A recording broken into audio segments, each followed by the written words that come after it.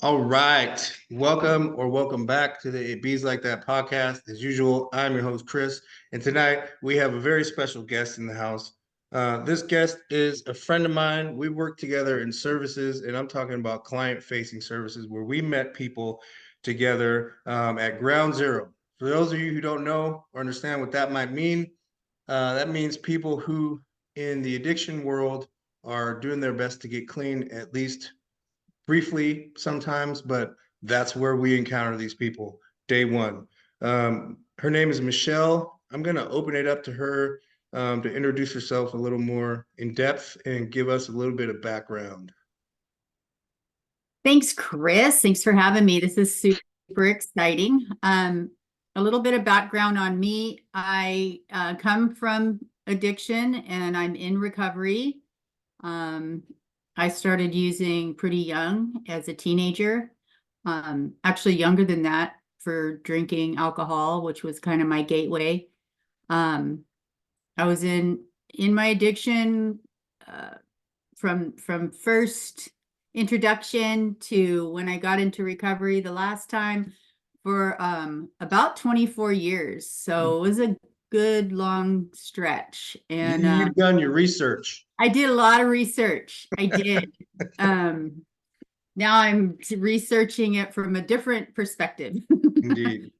So yeah, I got in, the last day that I ever used a mind mood altering substance was December 19th of 2003.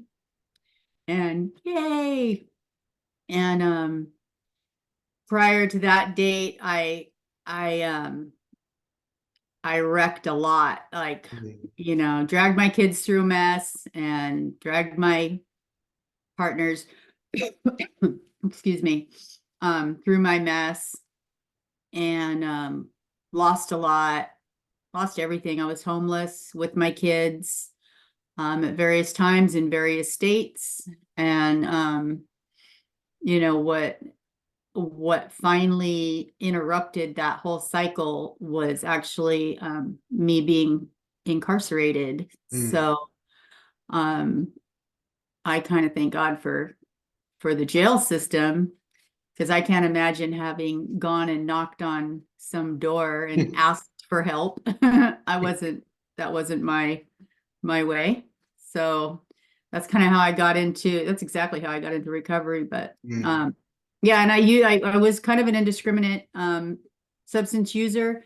I used alcohol and marijuana. I used opiates and stimulants. I was more prone to stimulants, but everything was fair game. A connoisseur, we could say. I had a wide range in my addiction. That's awesome. So you mentioned, well, maybe you didn't, but I'm going to say you did because I know it to be true, that you're in services. So tell us a little bit about your training and why services, why SUD services. Well, it started in the last program that I was in. I graduated from a program in California, and part of that was volunteering and giving back. And so I did that for a lot of years, actually. And I worked regular jobs and stuff, but I continued to be involved in that women's program. And then eventually decided to go get a little bit of education and work there. So I became in California at that time. It was just a certificate program. I did a year of schooling, got a certificate, and I was what was called an AOD counselor, which was alcohol and other drugs, which is a weird name, but so I did that at that program for a few years, while also working to live, because it didn't pay anything. It really didn't, like, Hey, didn't listen, pay anything. that's a warning. Maybe not. Well, yeah, that's a warning to all y'all. You have an interest in getting into services. The rewards come in other ways. In other ways, yeah, in a lot of ways. and not as an avalanche of rewards either. They come Right. few and far between, but yeah, they're pretty incredible when they do come though. So, Indeed. you know.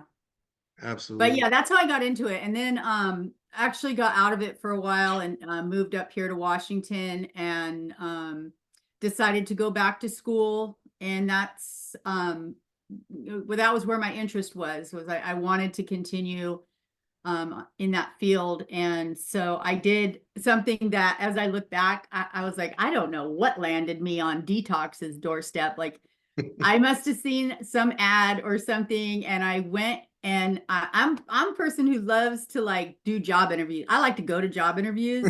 I love that. I know people hate that. I love it. And I was like terrified, Yeah. terrified. But I had a job, so I didn't really need a job. And Right. I went and I talked to the folks at Detox and I ended up getting hired there. And it continued to be terrifying to me because I had never like experienced detox like Mm, that. Like in my whole thing, I detoxed whatever that was in mm. jail. Yeah. And it wasn't from opiates. It wasn't from alcohol. At that time, it was stimulants. So I just really wanted to sleep and eat a lot. Sure. But what these people that I was encountering and serving were going through was unbelievable. Mm. Just Indeed. horrifying, And really. we opened that, not, we didn't facilitate the opening of that agency or facility, but we opened it in the sense that we were the day one employees in that new building, among the Yeah. day one employees in that new building. So I remember seeing you at the orientation um when they brought those whack ass snacks.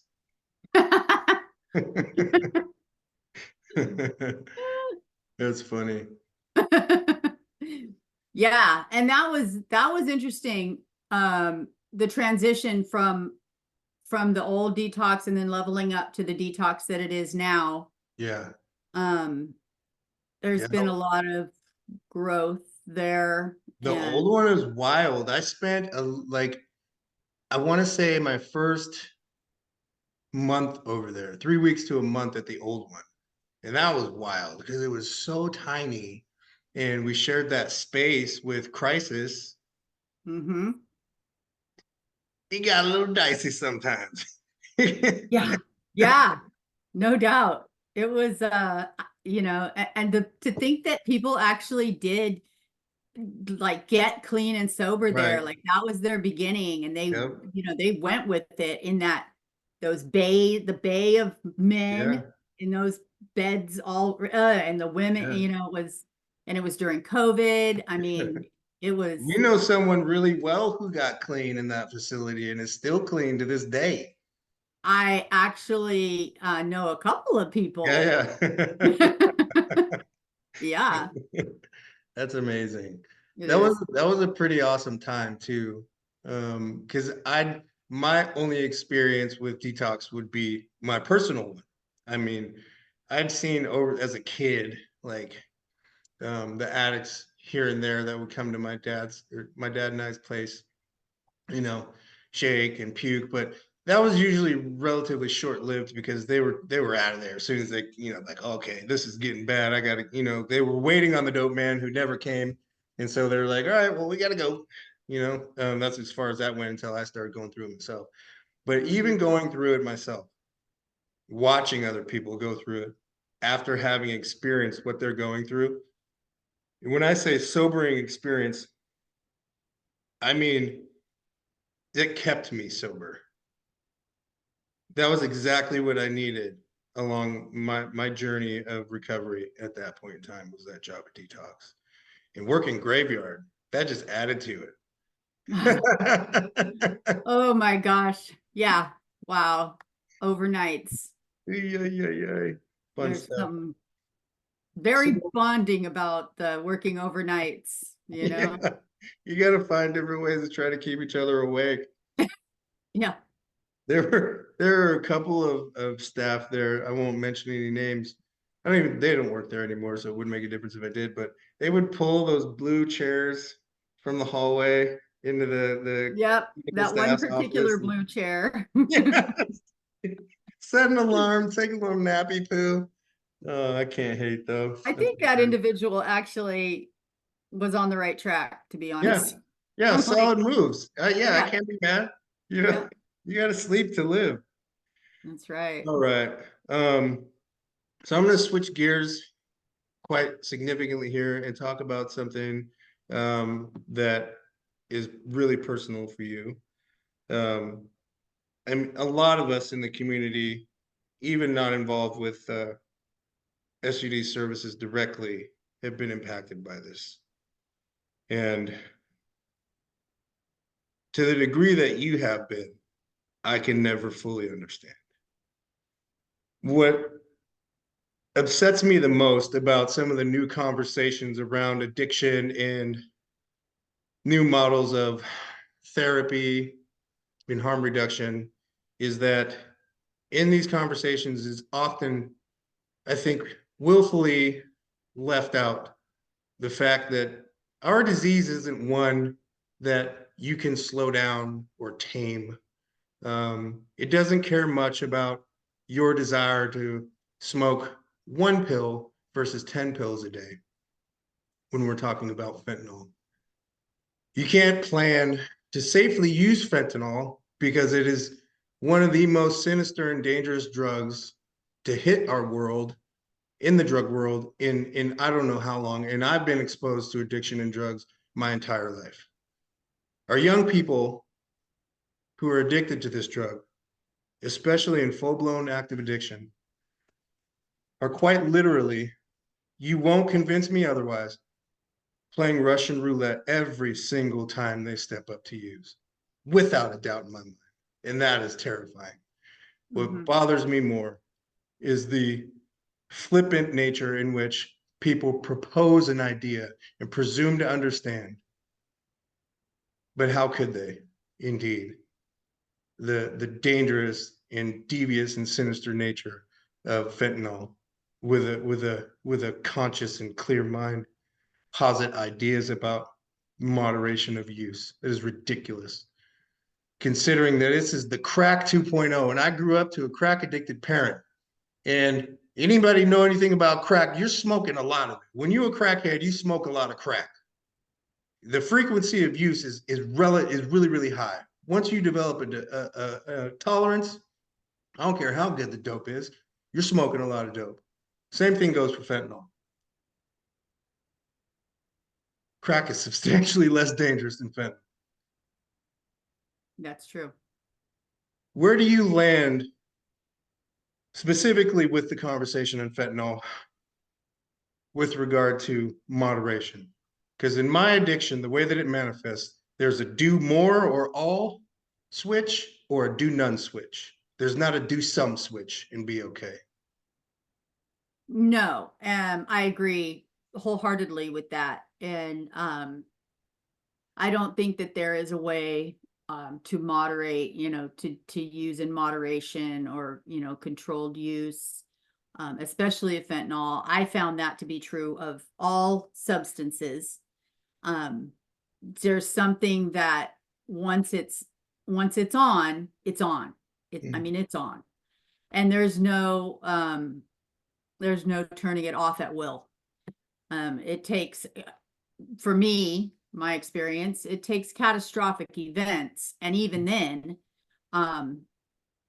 it's only a maybe will it stop, Mm. So I don't think that, I understand the concept of meeting people where they are, and I understand the concept of, harm reduction. I get that. Mm. I get it, but when you apply it to and and spread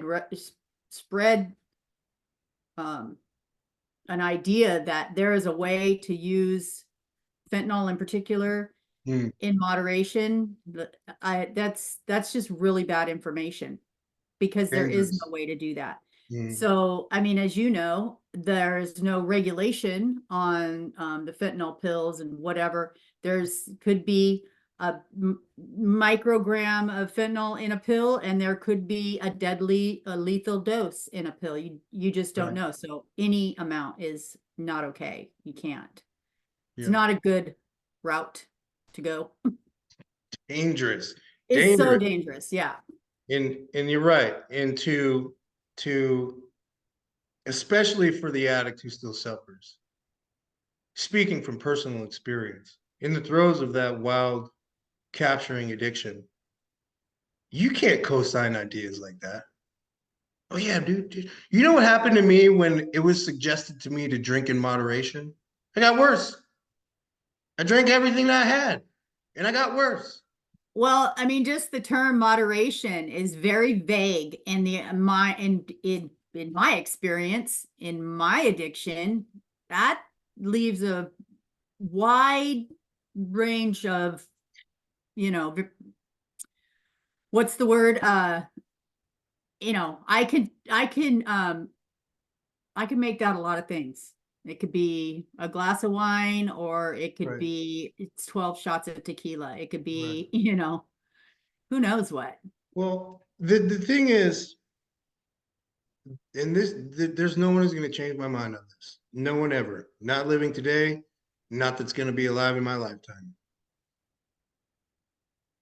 Comparing fentanyl to even other opiates or other drugs or other forms of addiction, how they might manifest differently in people's lives, because sure, there's a spectrum. Um, it's a non-equivalent comparison. There's nothing that exists in the drug world that you can compare fentanyl to fairly and equally. That's going to measure up for the same with the same level of lethality, the same level of uncertainty that you're talking about. And what makes it even more dangerous is that it's probably one of the cheapest drugs that I've ever seen in my life, at least today. Because Mm-hmm. you can get a fentanyl pill for $2-3. How hard is it to get $2 or $3? Not that hard. It ain't that. I mean, sometimes, yes, sometimes. But you know what's funny about that is like when I was drinking a lot and I didn't have any money, it seemed like the couch just magically had the precise amount of change to make up the difference for a tall can that I needed every single day. It was always there, whether it be 19 cents, 89 cents, 14 cents, every couch that I ever had in every place, there was always that little bit of change that I always needed. Yep. The And, magical couch. yeah. um, so understanding and acknowledging a few things. Fentanyl is dangerous, can't control it, it's not regulated, it's killing people in record numbers. So then the obvious question is then what do we do? What is left to do? How do we then protect our kids? How do we then protect our communities from this drug that's making people insanely rich and taking people's lives at almost probably the same rate? Well, that's the question, right? That's like what we're all asking ourselves and each other. And I think we wish that there was a formula, or Right. something that we could do that somehow we're missing it, but okay, here it is. Now we do it. But it's not that easy. It's everybody's story, and everybody's story is different.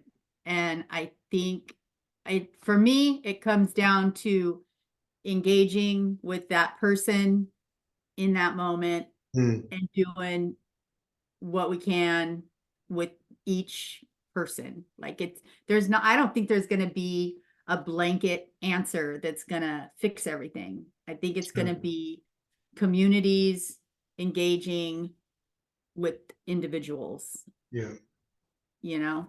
100%. And I'm telling you right now, this I know is true. So much of the anti-drug or the antidote for these things starts at home. It starts at home. I mean, yeah, my kiddos, they got all the devices, they got the tablets and the gaming systems and all that stuff, but we're bloody involved. Like we talk to them, ask them how they're feeling. And not that that kind of stuff is 100% safeguard because kids are freaking wildly curious and just by nature of who they are, they're going to do shit behind our back that we don't know about. We did it, we did it. Mhm. They're going to do it. But without getting too far off into that, I think that just having that opportunity, that feeling for that opportunity of an open dialogue, that it's never unsafe to come talk to mom and dad about stuff, right?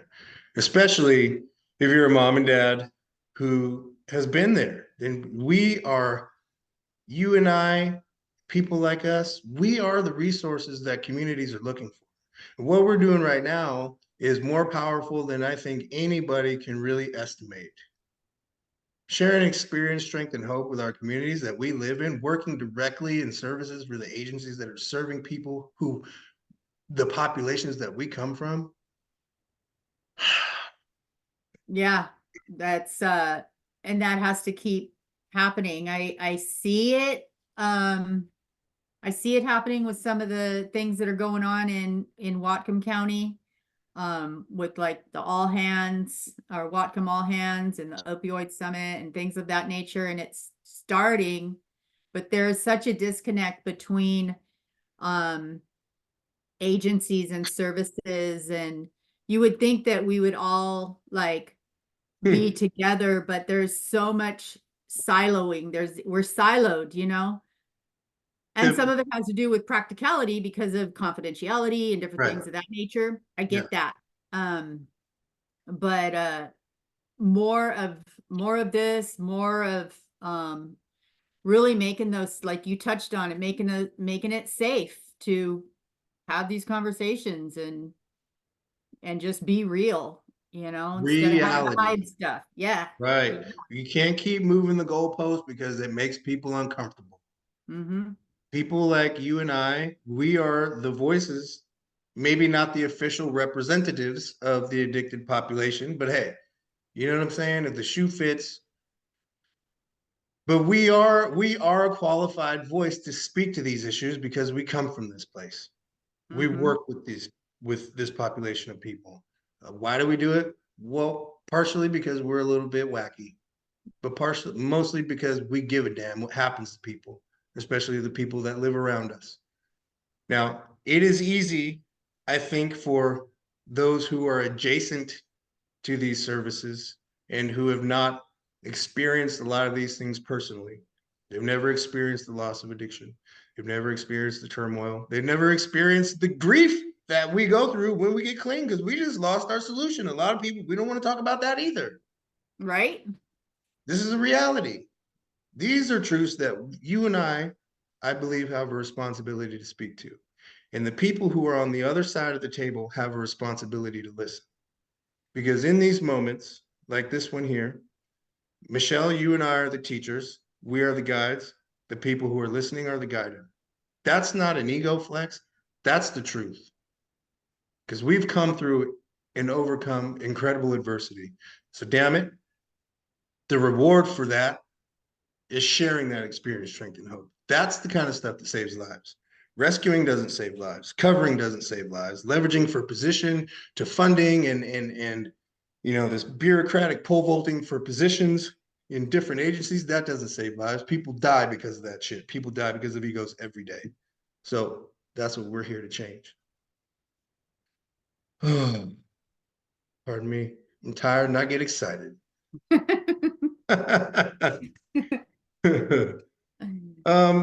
Let's talk a little bit about some of the realities of detox because I think that, well, I don't think I know. There is a degree or a percentage of the population adjacent to client-facing services, such as where you work, that there's an idea that you go to detox, you get right into treatment, your life is clean, everything is fixed, and that on the way to that, we fix all of the problems for people. And that this by nature is going to fix the problems inside of people. Mm-hmm. Don't be like that. Tell us a little bit about the realities. What's it really like to go to detox? What do we really see? What is most often the case? Is it that people, some of them are gonna cycle in and we're just going to see them and take care of them when we see them until they go. Some people are going to cycle in for years and then it's finally going to click for them. Talk Yeah. about it. Talk about it.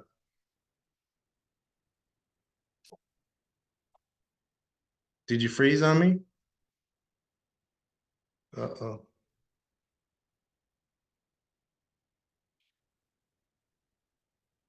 Bear with us. We're having some technical difficulties.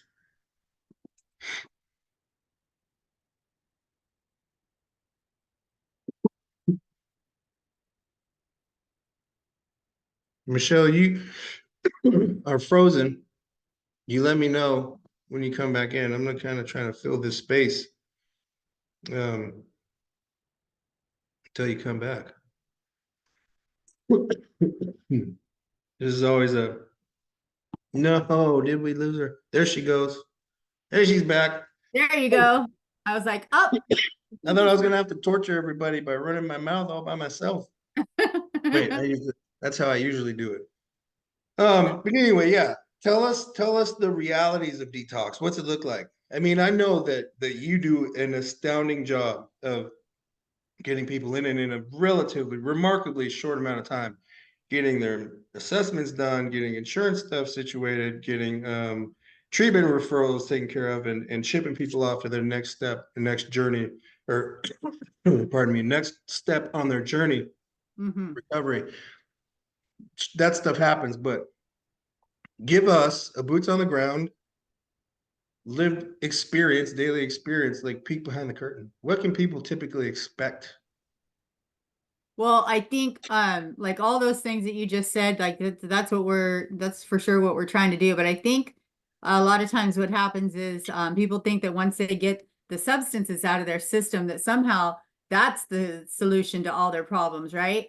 But getting the substances out of your system is really that's the easy part, to be honest. Yeah, And hey, I say that all the time. That's the easy part. That's not, I mean, that's not the hard part. No. But I think too, maybe because people do see people come to detox and get into treatment, and maybe they have seen some success or whatever, they think that's going to happen every time, and that's just not the case, you know. So people come in for all kinds of reasons. A lot of times it's, you know, getting clean and sober and living a life in recovery is not their primary goal, to be honest, you know. So that's where meeting them where they're at is important. It doesn't really matter what their goal is, they're there. Right. So what can we do while they're there? Yeah. You know, we do try to get people I mean, first of all, we just want them to complete detox. Let's just get through that, get you through that safely. We'd love to see people get into treatment, and on my personal perspective on going to treatment, which is generally a 28-day stay, is an extension of detox. Really, it's a little more time for your body to just, you know, get its legs underneath, you know, and get on some solid ground and get your head like starting to think. That's the language is important here too, because thinking about that, just that 30 days on this side of it, as an addicted person, like, fuck, I'm gonna be gone for a month. But it's not a lot of time. It's not a lot it's not enough time, to be honest. And I have two schools of thought here. I came from a time when there was no insurance to pay for treatment. Right. But I was in treatment in the main treatment part of it for 7 months. I was there for what other people would think is an eternity, you know? And then I went on to the transitional housing. Like I said, I stayed very close. I didn't have to worry about only getting 28 days paid for, because I was paying for it. But I think that is great to get people in and take that burden off of them. But at the same time, it breaks it up to where, you know, let's say they go through detox and they're successful and they go on to treatment and they're in treatment for 28 days.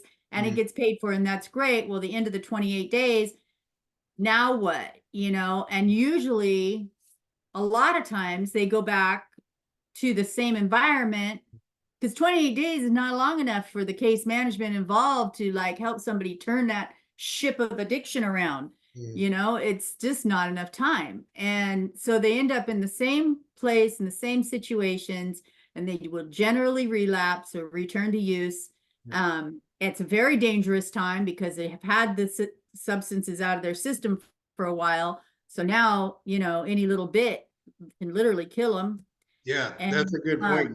Trying to go back to the level of use that they had just the 4 short weeks before, that can be deadly. Yeah. But yeah, so I go back and forth on that.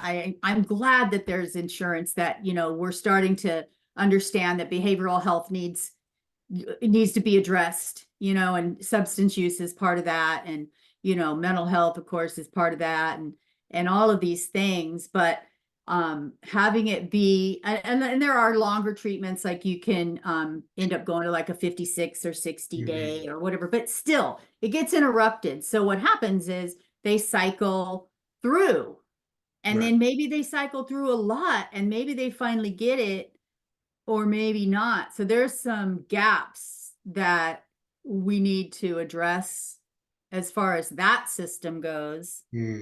I don't know how that's going to happen. I look at it at detox. I look at it more long term. Like I don't want to say that I kind of know that these people are going to come back over and over again, but I am going to, plan to make the most out of each time I see them.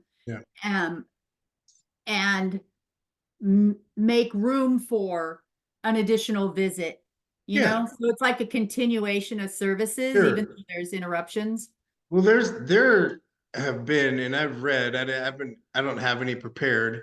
I don't think I need them, but there have been, and there are in fact current studies about that idea, that cycle of dependence on services, cycling in and out, in and out, in and out, into detox, going to treatment, relapsing the same day.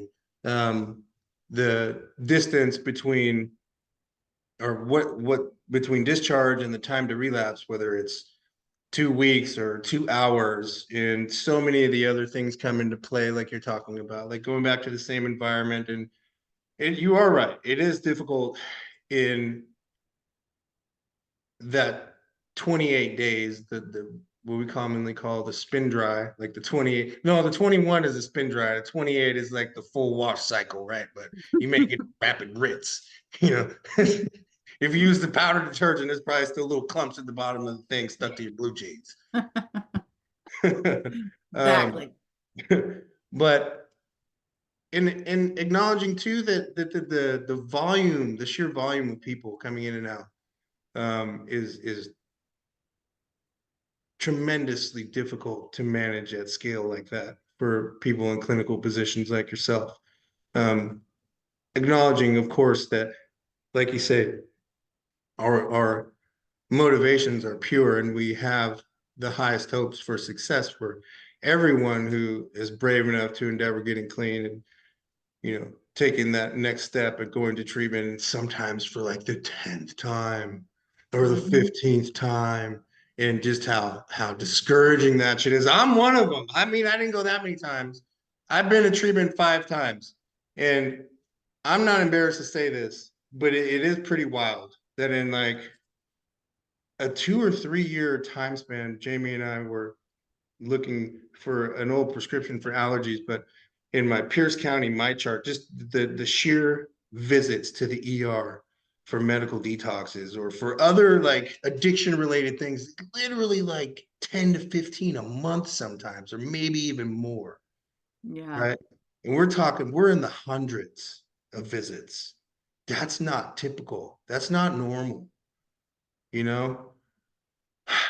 So figuring out, I guess, going back to the point of the conversation, figuring out a way as the individual provider capitalizing on these small moments of willingness, hoping in some way that for an individual, we can be that element of hope, no matter how small or to what degree of strength it may exist in any person, but that maybe we can encourage and empower them to reach to that and hold it for as long as possible and see what the hell happens on the other side of that. Because hey, look, we've been down the other way.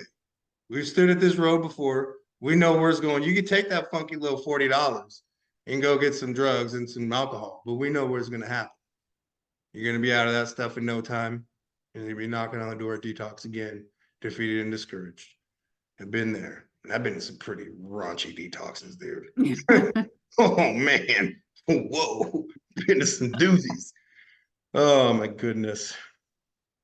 Well, I think one of the main things that will be I don't know, is the most beneficial to the people that are the ones that are cycling in and out over and over again, is to be met each time like this is the time. Like I say that every time to about clients, or to myself about clients that I've seen multiple times. I'm like, this is the time.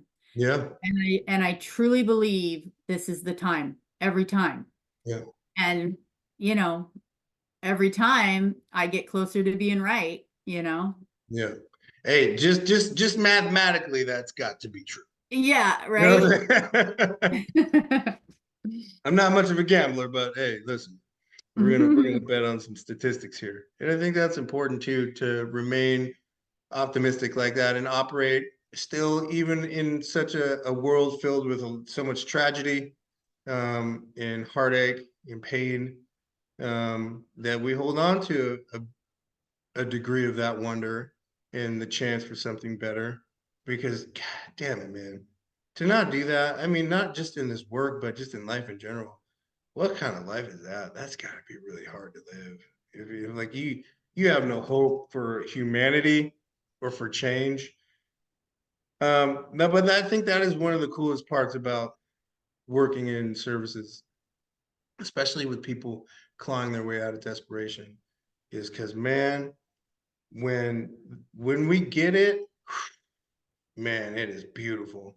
It is something else, man, to watch people just and just to like humbly say, like, yeah, I was involved in this small section of this person's journey, and now, man, they're a completely different person. Their life has completely changed. That kind of transformation, huh? Even the ones that make no changes, when they come in, they get met with compassion and genuine caring, some food, some warmth. I mean, if that's what it is for somebody, then great. Then we'll provide that. I don't really put a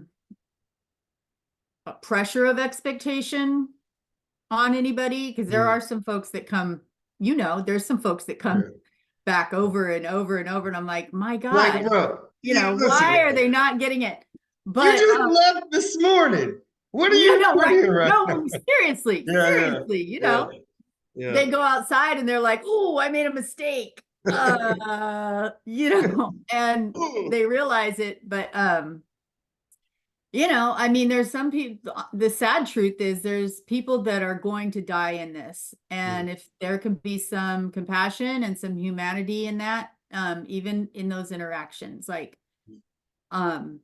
I know anyone can recover. I know that for sure. Anyone can.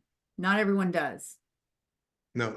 And see that, like, you and I share that same thought on hope there, because even understanding the mathematics and the statistics that a large percentage of the people who are impacted by the disease that we share aren't going to make it.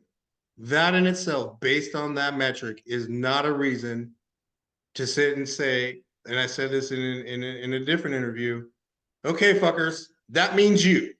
Pack it up, give up. You guys, we're going to see what we can do with you. Okay? There's a shot. No. Until like until the curtain closes, there's a shot for everybody. There is. Because listen, if this dumbass addict and alcoholic can make it, holy shit, man. If I can do it, literally anybody Okay. can do it. Anybody can do it. Yeah. And then listen, the version of success is subjective, right?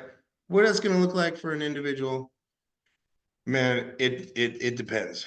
Like you say, when you were talking about expectations placed on people when they come to the doors, for me, they're met. Those expectations are fulfilled. I expect them to be discouraged. I expect them to be low self-confidence. I expect them to be a little moody, maybe a lot moody. I'm not going to be surprised if they cuss me out. I'm not going to be surprised if their feet stink. I'm not going to be surprised if their clothes are dirty. I'm not going to be surprised if I find drugs in their clothes or in their bags. Shocking. You know what I'm saying? Like, these are all things that I expect are going to come with someone who's been living in a desperate situation and likely clinically depressed for a long time. What I see and always have, even though I can't, I'm not going to tell the lie up here and say that I've not become frustrated with some people. Oh, yeah. You know what I'm saying? But what I see, even with the people who I know aren't really there for that kind of change that we're hoping they have, it still took a lot of guts to come up there. Still took a lot of freaking guts to come up there. And they got to do it on their own. That is the other question I have for you. On our side of the table, and for providers who are adjacent to services like yours, sure, advocacy is effective, but I need you to pound into the heads of the 47 viewers that we have out there in YouTube land, just important of agency, self-determination, and clients, people who are impacted by addiction activating, right? Like, I can call till I'm blue in the face. That's not going to get anybody into detox. Why? Because even on like maybe the admin side, maybe I got some connections and maybe I can pull some strings and maybe I can get a bed help, but that's not going to get that person to the door. That's not going to walk them through the door. That's not going to stop them from keistering, swallowing, smoking, or otherwise trying to introduce contraband into the facility because they're not ready to get clean yet. That lies right here and right here. And no one can access that but the individual. A note or some guidance, if you would, for the well-intentioned advocate on allowing, while encouraging individuals impacted by addiction to activate and make their own choices regarding determining recovery for themselves. Well, I can appreciate the people that are out there that are that do call detox on behalf of an individual and want to help them get into detox, whether that person is ready or truly wants to or not.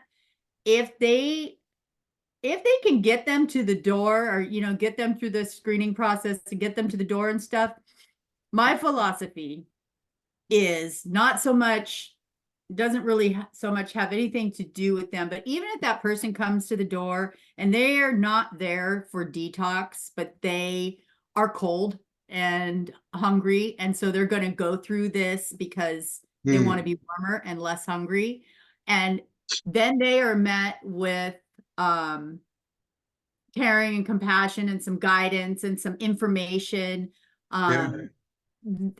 no, regardless of what their motivation is, they're met with that and they see that and they experience that, and maybe they need to experience it a couple of times, and then figure out this is a safe place, and then figure out that these are safe people, and then figure out that maybe recovery is safer than I thought it was, and then figure out, hey, maybe this is a place for me. It's a process. So for the people that are out there that are trying to get folks in and any old kind of way, that's great. They don't always understand, and I know they get frustrated, and I know they, again, going back to what I said before, they think if they get them in there and they get the substances out of their system, Right. yay, Yeah, we're right. victorious.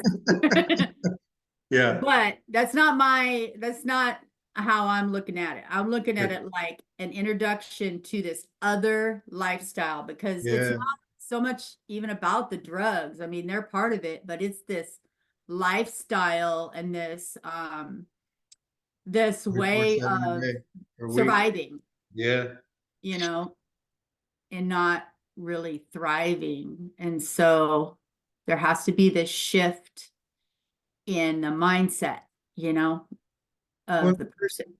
100%. And also, and I don't mean to belabor a dead horse, but I think that points like this are really important and to review them so that people completely understand. It is not the agency. So specifically, it is not detox. It is not the ER. It is not what's the one I went to? Fairfax. And they had fire food down there. I'm telling you right now. Hey, they had a chocolate milk dispenser, boy. Oh man, it was good. Woo! Yeah. Anyway, not that it can't be that there are certainly bad actors everywhere. Not everyone has the heart for services. Some people, of course, they're clocking in, they're getting a check, they're going home. They can give a damn about people or what happens to them. That's not all of us. So it is not the agency. I see repeatedly, and I get the frustration. The blame lands on the agency. Oh, wait, they couldn't get this person in. Do you understand? That's the other point.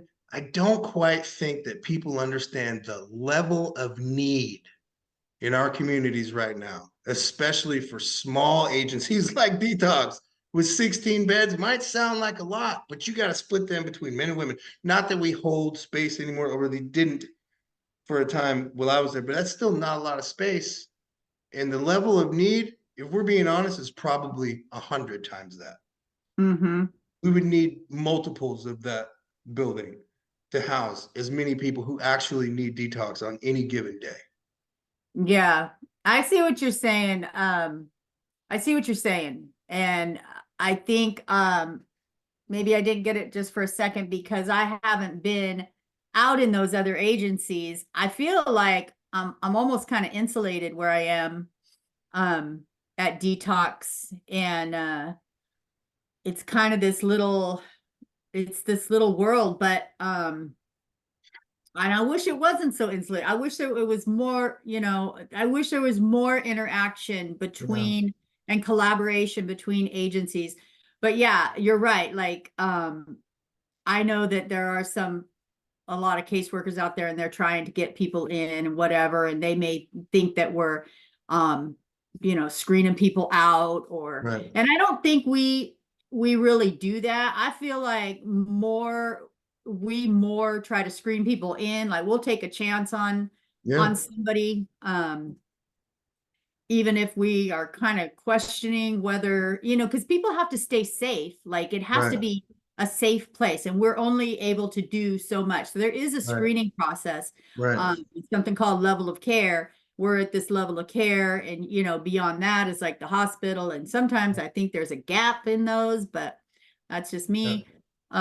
But yeah, I mean, we stay very, very full. And I can see where it would be frustrating for people Right. thinking that the other agencies, other services are like not doing enough, and why can't you get this person in or whatever. But Right. really, the person needs to be persistent, That was my next point. That's my next point because I've advised other like professional peers in that way about that very point, and people who are looking to access services like Detox about that very point. Listen, you can have your social worker call as much as they want. Without an ROI and without you being an actual client, they ain't gonna tell them shit. not about you or services that could be provided to you or being provided for or have been, right? So your call, while not complete waste of time, your energy could be better focused in other ways, helping this person, guiding them in different ways. And I try to drill home the fact to people who look to access services like detox, professional peers alike, this next point. You made it a minute ago. It is the individual being the squeaky wheel. Literally, you got a call every hour, hour and a half, 2 hours, whatever the case might be. If they tell you to do that after your phone screen, do it. Do it. Because if you don't, rest assured there's going to be someone who is. Yeah, there's someone who will do that, you know. I've answered that phone I don't know how many times, and yeah, there are definitely people who will follow those directions, right? But that again takes us back to recovery. I wish that I had the power to make recovery happen for every addict that needed it. That's just simply not the way it works. God, that'd be a great superpower, wouldn't it? Wouldn't it? Boom! You get recovery. You get recovery. You know what I'm saying? But it doesn't work like that. Recovery happens for people. As a general rule, you know, there are things that happen in different people's lives that make it more difficult. But recovery generally happens for people, not the people who need it the most. Listen to that. Not the people who need it the most, the people who want it and who work for it. What those tasks and barriers and obstacles look like for the individual, it's a separate debate. I tell clients these 3 things that really help me in my sobriety, continue to help me. One, and this is good advice for somebody coming into detox, you need to be able to embrace a little discomfort. Oh boy. You are not going to be comfortable. No. You know, and a lot of recovery is not that comfortable. No. You know, and there's some work involved. Yeah. 2, I learned how to learn from other people's mistakes. Yeah. I didn't have to make all of it. I think I made the majority, but I finally learned I can watch other people and maybe not go down that road that I see is destructive. Right. And the last thing I learned was it addressed my impulsivity. I was very impulsive, and it seems to be a characteristic of those of us who have time in addiction and whatever. But I learned to delay my response to things. And those 3 things have literally kept me sober for a long time. Hell yeah. Hell yeah. Let me see. We covered that. We just did that. Okay, so now one of my more frustrating topics and things that I deal with, and you as well, being a person in recovery and who for years have been impacted or around addiction, have a uniquely qualified perspective in position to speak on this.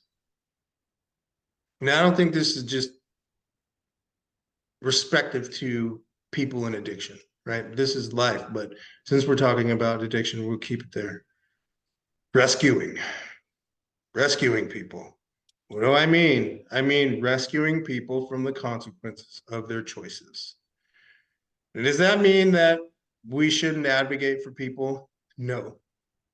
Does that mean that we shouldn't guide people? No. Does that mean we shouldn't provide social supports and community resources for people? No. But what I grow increasingly tired of, especially being an addict in recovery and someone who's been around addicts my entire life, is this narrative that addicts are inept and incapable. That is ridiculous. We have to focus our energy on different shit. That's right. We are tremendously resourceful. So check it. Listen, yes, incredibly. When we show up to you with our hat in hands and puss in boots eyes, like, I don't know what I'm about to do. You suck it up, and not you, but people eat this stuff up and believe in that moment that to not activate and do every single thing that's being requested of this person or by this person is to willfully sit idly by while they just continue to suffer. What they fail to realize is you're probably in that day, maybe the third, fourth, or fifth person that they've had the same conversation with. And the likelihood that the needs that they're asking you to help satisfy or help them meet have been met already. We're talking about things like food or a little bit of money or some smokes, stuff like that, right? Because imagine this just for a second. You're a homeless person. You don't have shelter. You haven't for a while, maybe 2-3 years. You're living in a tent somewhere in an encampment. You're addicted to drugs. You don't have a job. You don't have Social Security. You don't have any community or social or family supports whatsoever. No one's just dropping money off at your tent. You wake up every day and you have to get well. This is a need. This is a requirement. This is something you're gonna do. What happens? Do the fentanyl or heroin or meth gods just come down with a daily stipend of drugs and a little bit of cash and some smokes and just drop it off for people? No, that's not what happens. We get our asses up, we activate, we get our needs met. Again, granted, in the grand scheme of things, considering life and health and stuff like that, we are actively working against our own best interests, stepping over $100 bills to pick up nickels. But nonetheless, we're not helpless. So when we are in this space having discussions about advocacy, support, services, etc., it is imperative that we allow people the ability, space, and grace to be human beings and to make their own damn choices and to live with those damn consequences. Otherwise, addicts like me would have never learned to recover. What do you think about that, Michelle? Well, I think that is something that I have to balance every day, you know, between and I think some people would label it in some older terminology like tough love or, you know, caretaking or some that's the spectrum, right? You're either like do for yourself or you know, let me provide everything for you and make this softer and easier. And that neither of those things work, just so we're clear. But what I try to do, and one of those things I just mentioned, the whole delaying my response to things is something that I put into practice with clients every day, because they're, you know, I can do all the stuff while they lay in there because they're sick, and I get that. A lot of it I need to do. But at the same time, I need to kind of remember to match their energy and motivation. Right. And I also need to leave space for them to be a part of this treatment planning, you know, and that it is really their plan. Whose program is it, Michelle? Gee, Chris, I mean, it's the individual's program. It isn't my program, you know. I wish I could just say, hey, I did this, this, and this, so go do this, this, and this, and then you'll have this, right? Like that would be great. It's not the case. It's, you know, but I need to slow my roll and allow them to be a part of the treatment planning, because I can just make a plan for them and then be mad at them for not following it. Right. So we're talking about those pesky expectations again, aren't we? Right. Yeah. Damn it. I hate how they. No, I need to collaborate with somebody. I need to collaborate with them, and if they're not ready for that, let me just bring it down a bit, you know. And I want them to get well.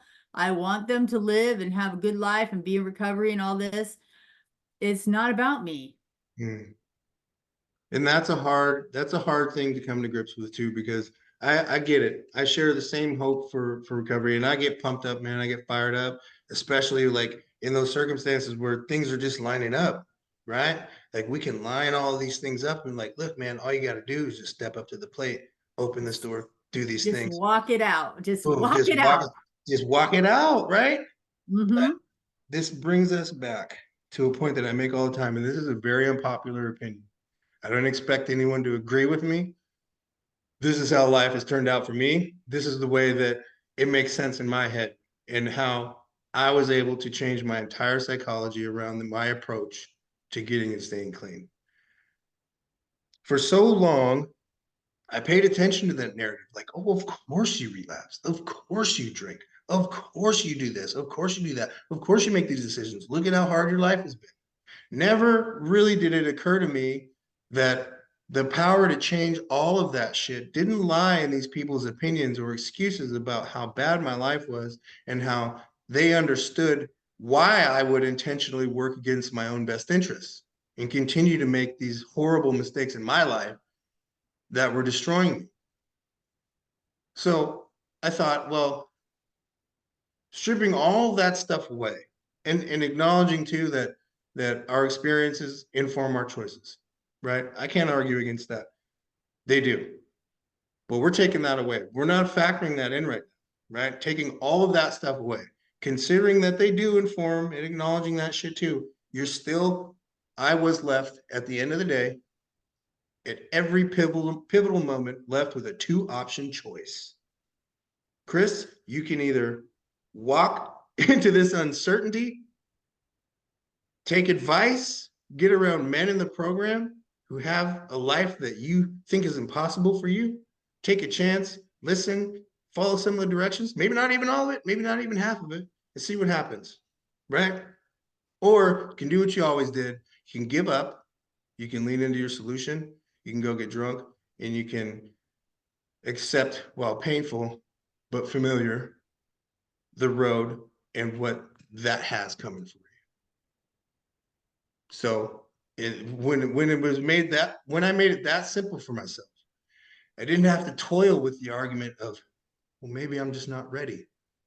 Well, when are we ever ready to make the most important decision to save our lives, right?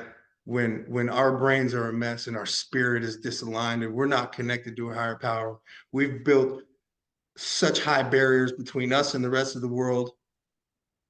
When are we ever ready? Name for me a situation between then and the type and form of recovery that's going to change our lives that we're going to be ready. Because this still, I'm learning every day more and more about my recovery and where it fits and where I fit into the world of recovery and how I can spread that message for other people.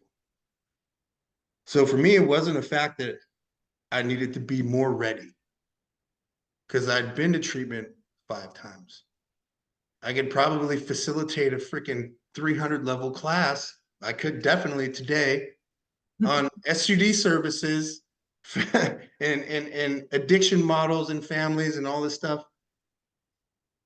Making the choice, and not, like you say, telling people that, hey, you have to get it all right now, today. That's not the situation we're talking about. Just make this small choice. It's going to feel huge. And no, things aren't going to get better for you right away, because we're just taking one thing away. So we're going to have to fill that space with something better, something healthy, something productive. It's going to feel icky and weird. You're going to feel different. Things aren't going to get better. And then you're going to hit a point in your recovery that we all do, where things just get flipping boring. There's no active stimulation. There's no movement. There's no change. There's no parting of the clouds. There's no people giving you pats on the back for a job well done, for making it to your meetings, for continuing to live by spiritual principles. But you know what? We show up and we do it every single day. Mm-hmm. Why do we do that? Michelle, it's because we're fighting for our lives still. No matter how many 24-hour periods we put between us and our last use, it's still a fight for my life every day. Because in an instant, and this is all it takes. And transported. That's my time machine. I go right back to that life that I worked so hard to overcome. And I feel that's the same for every addict. That's right. And it's true. I do want to just add to that all of those things are true. It might get a little bit worse before it gets better. There's going to be times the boredom, because that lifestyle and that drama that we were in and the chaos of our lives kind of was, we thrived on that, or we fed off of it, let's say.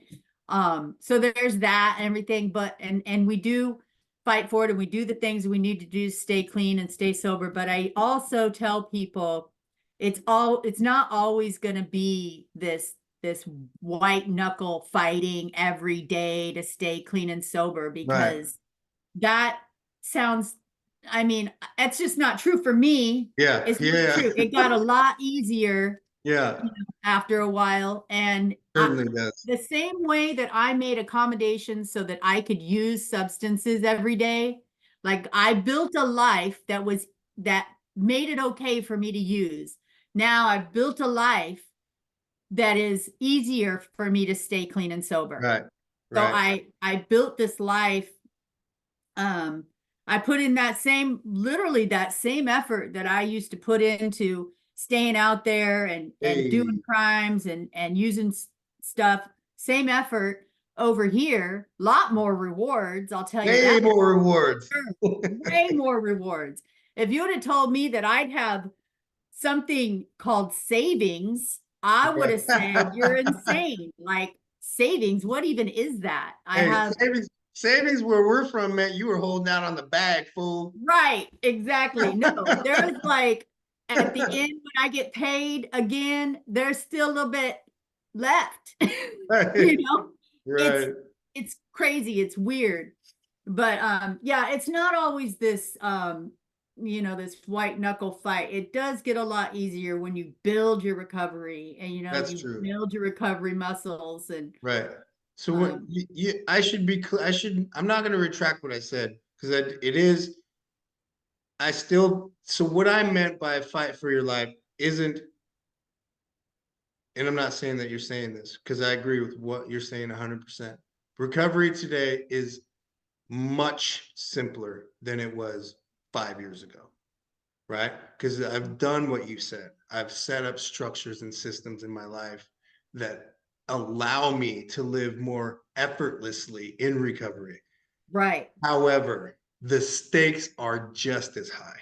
They are. And that I absolutely 100% agree with. There is no, and this takes us all the way back to the beginning of the conversation. There is no moderation. No. There just isn't.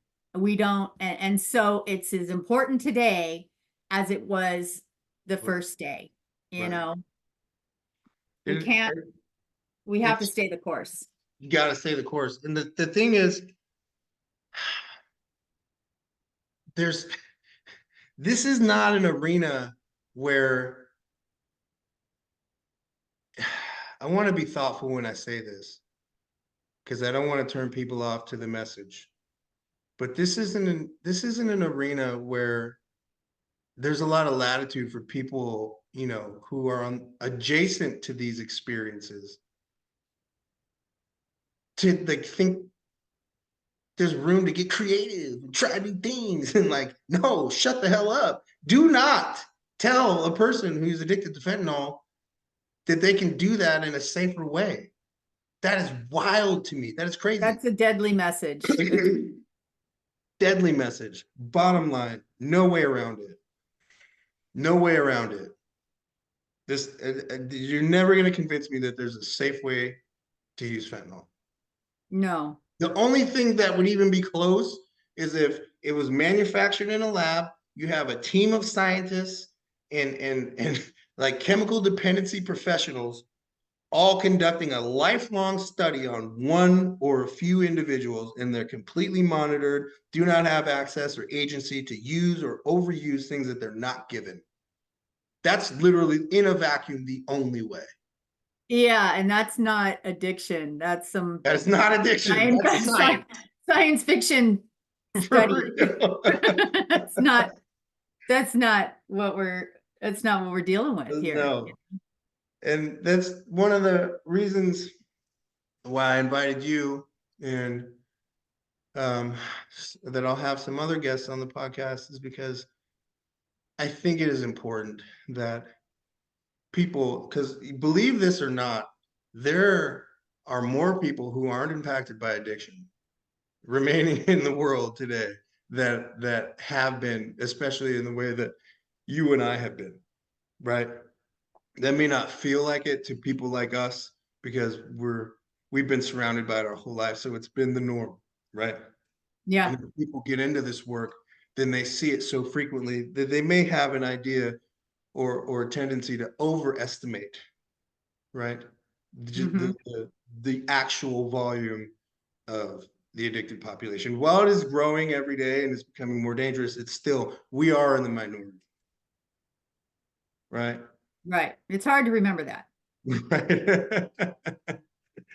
But nonetheless, it is important for those people to still have an honest and genuine and like, yeah, freaking biased look behind the curtain. It's going to be biased as hell, biased on experience, because we lived every minute of this experience, strength and hope that we're sharing with people. Every minute of it. We Mhm. weren't taught this in a book. I mean, yeah, we've gotten some training because officially to get these little pieces of parchment that are all fancy and embossed with all these cool things, we got to go have people who are not from our community tell us about our lives in our community so that we can better serve our community. Right. That it's It's cool though. it's cool. I mean, it's cool. But I'm excited about my embossed yeah, parchment. yeah. But it is important, and I believe a responsibility of people who recover. Maybe not in this way, but in some way, to tell the truth about it and not leave that interpretation of our experience up to people who maybe not even completely bad actors, but would have a tendency to manipulate or leverage our experience, prostitute our experience for their own gain, and not for the benefit of people who are suffering at this minute or who might die this very second, right? That is Mhm. why it is our responsibility of people who come from these communities, who made it out, who are living in recovery, actively breathing and living recovery, to tell the truth about us. That's our job. That's what Yeah, we do today. that's right. And so I have one more thought about rescuing, and we touched on it a little bit. I have a theory about rescuing, and maybe I spoke on this a bit already. I know we did a little before the official podcast began. Um, but I have this suspicion that rescuing actually has more to do with like a savior complex and with the rescuer's ego than it actually does the person who's being rescued. Because those actions and behaviors, they're not teaching any independence. They're not teaching any new habits, not demonstrating them, certainly, but they're not encouraging or empowering people to make the choices daily that are going to build the confidence for them to step out on their own and away from the proximity of people with the training and the credentials and who know better for our lives than we do, having never lived them,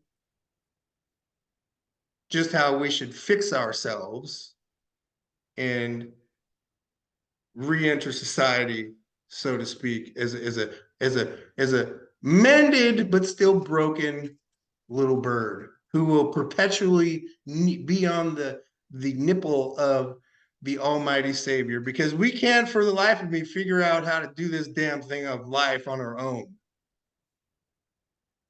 That's Yeah. facetious. Come on.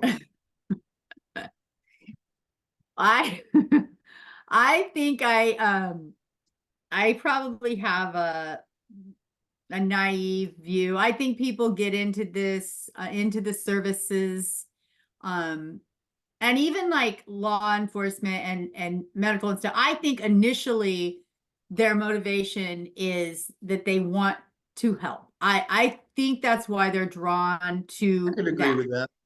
And so I think that what happens, um, after the initial, and getting into the system, I hate the word system because it Hmm, always leads to broken crap. sure. But I think once they get in there, it takes more time and effort to actually allow somebody, to come alongside and allow somebody to get in charge of their own life and their Hmm, own decisions, and to be a support and not just come along, this is what we're doing, right, this is the path to recovery, this is, like right. I said earlier, it'd be great, if I could just say, hey, do this, this, and this, and you're going to be good. But it takes a little more effort Yeah, to come and get to know somebody and really find out what's important to them.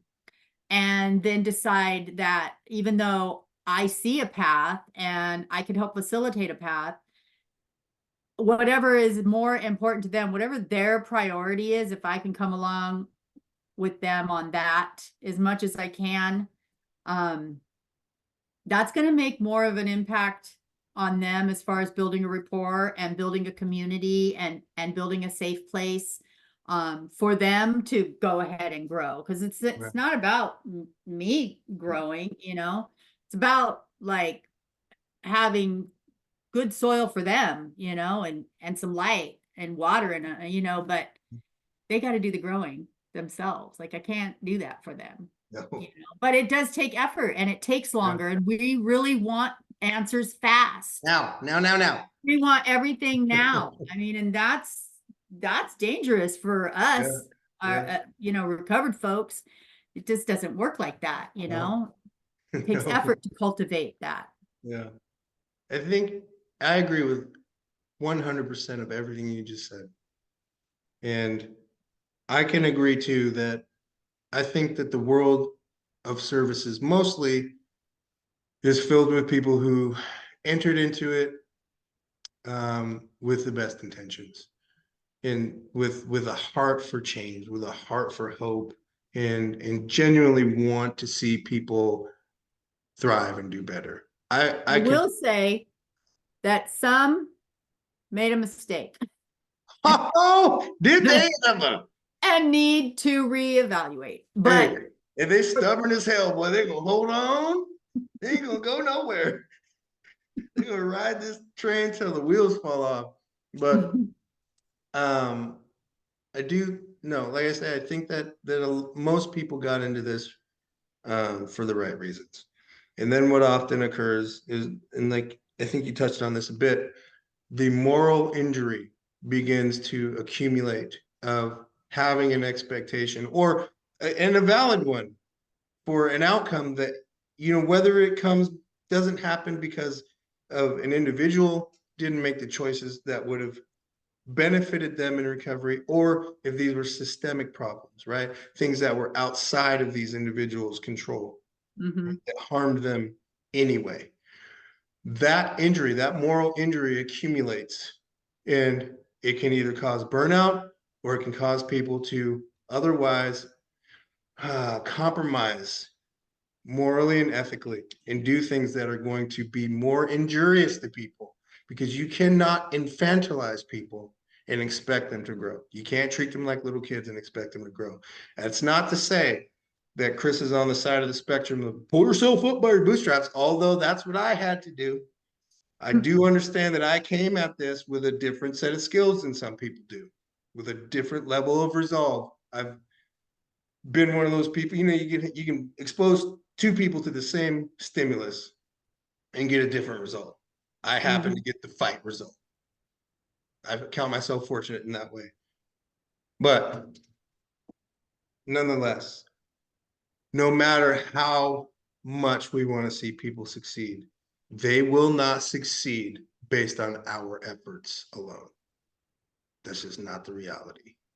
And I don't say that to mean I'm honestly really I'm more in the middle of like, yeah, let's open up all these options. Let's make all this shit available to people. So that way, when they do decide these things are there, then we can guide them and show them this, and this may be the best steps to take first for a person who wants this kind of outcome. Not, you need to do this right now or you're gonna fucking die. I do want Yeah, to that rarely works. It just doesn't. You know, I tell people a lot of times, I'm like, there is this whole other way, you know, of living. It's available. You can go down this road. There's people to help and guide you and to support you along the way. And if recovery just ain't for you and it's this terrible thing, I swear to you, addiction is waiting patiently Oh, it ain't going nowhere. over here. Yeah. Push I ups. mean, it's never gonna, not take you back. Yeah. So Oh, it isn't. It is. Look, addiction is not a fickle partner at all. It don't care who you spend more time with. It'll take you back every single time. every time I'm like, hey, let's just give this a shot over here. Like, Yeah. you know, Yeah. I don't And know. That might be a dangerous thing to say, but it's no, true. it's not a dangerous thing to say. Well, it goes back to my point, Michelle. We are people, and in my view, I believe with my whole heart that we have a responsibility to be honest about what this shit really means in people's lives. And it's not a book of nobility, romance, and poetry. It's ugly, it gets dirty, and the cold truth of it is people have to do a majority of the work alone. Because all of that stuff that's going on with people is happening in here. Now, it's not to say that fellowship doesn't happen or that doesn't need to happen, because certainly they do, and it does. But all of that inner turmoil, all that stuff that we wrestle with, that dirty, nasty, muddy, dark shit, that all happens right here and right here. It doesn't happen in other people's heads, not our versions of it. No, not what we experienced. And it doesn't go away. I think that's the other thing that But in addiction, I was trying to make things go away. All these uncomfortable feelings and these memories and these different events, and they don't go away. right. They never do. And so learning how to process them, I would say through working the 12 steps, I am a huge believer in working the 12 steps. Yeah. And that I have been able to put those events and those experiences in their right place. And Right. if they come up again, I process it some more. Yeah. But And that's it's how we not, do it. you can't eliminate. We're just trying to make things go away all the time. And it's not gonna. Well, that was the attempt with our solution, right? Right. Uh, And now we that, want our solution to be gone. yeah. Be gone with you. Ah! And make me happy at the Yeah, for same real. time. Yeah. Oh man, that's amazing. Let me see. I think that's all the questions that I have and all the shit that I'm ready to start on my end. I want to offer you the floor. And is there anything on your heart that you would want to share to one of the 47 viewers out there, official viewers, right? These are just the 47 people that have subscribed to the channel.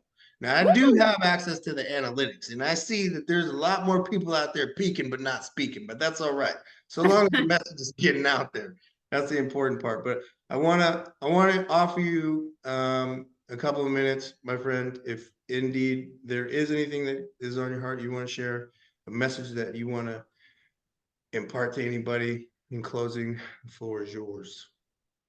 Well, I appreciate what you're doing, Chris. And it's it's hard for some of us to talk about these things or to share these things in this kind of arena.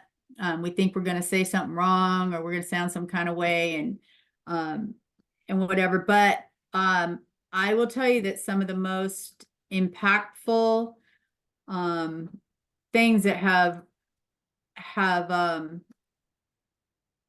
well, positively influenced my recovery has been other people's stories and hearing how they overcame and them just being real, you know, when we are, you know, like recovery isn't all, you know, rainbows and unicorns. It can be hard, but it's worth it. And it's literally, there is no one that is left out of this. Like anyone can recover. Anyone can recover. But also, like, if we can find a way to love the addicts in our lives, even though they're not there yet, like that makes a huge difference. And sometimes we have to have some boundaries. Boundaries is a huge word in recovery. It's a hard word. It's but that being able to love those ones that are still suffering is really going to be what, you know, it's going to help regardless. It's never going to hurt to do that. For the person, for the addict or for the people, you know, when we look back, we don't want to think that, you know, we didn't show them love. You know, all the other stuff that we throw at it, we'll keep doing that too, but absolutely, gotta love. Gotta love them. I love. And keep God in y'all life.